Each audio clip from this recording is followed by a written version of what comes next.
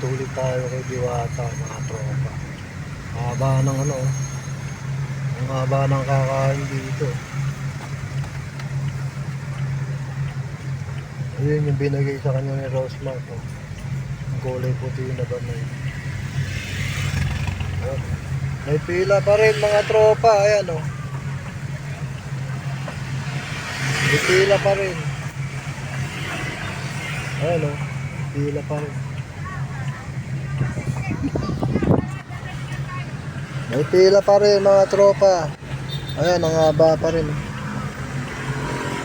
Mahaba pa rin ang pila. Ayan. Mahaba pa rin ang lugar ni Diwata. Marami pa rin kumakain. Hanggang dito yan, oh. Ito na yung likod ng tindahan ni Diwata. Puro sanga. Puro basura. Ayan, oh. Ayan. Yung kinakainan ni Diwata, yung pwesto niyang Overload Paris, yung likod, ayan, puro basura mga guys. Ayan. Oh. Puro basura yan mga tropa. Ayan oh. Yung ibang mga vlogger hindi binibidyo yung paligid ng pwesto ni Diwata. Ayan oh. Yung dungis mga tropa oh.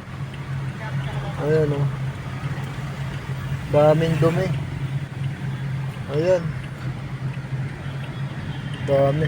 Ito yung ano, amazing. Yan mga tropa, yung amazing. Yung amazing yan. Ayan. Kung okay Diwata, yan na lang inarkila niya. Ayan, yung amazing na. Ayan. Dito na tayo mga tropa, lalabas na tayo ng ano, CCP ng ayan. Yan yung paligid ng pwesto ni Diwata. Ayan. Yan ang paligid. Ayan. Paligid ng tindahan, may basura, may mga sanga-sanga, may shield. Ayan. Yan ang paligid ng pwesto ni Diwata. Umuulan pero may pila pa rin. Hindi na ako kumain mga guys. Walang maparadaan baka marigar ako ron. Pag ano, minsan i-interview natin si Diwata mga tropa. Ayan malawak tong kalupaan dito sa ano to, likod ng CCP, PICC.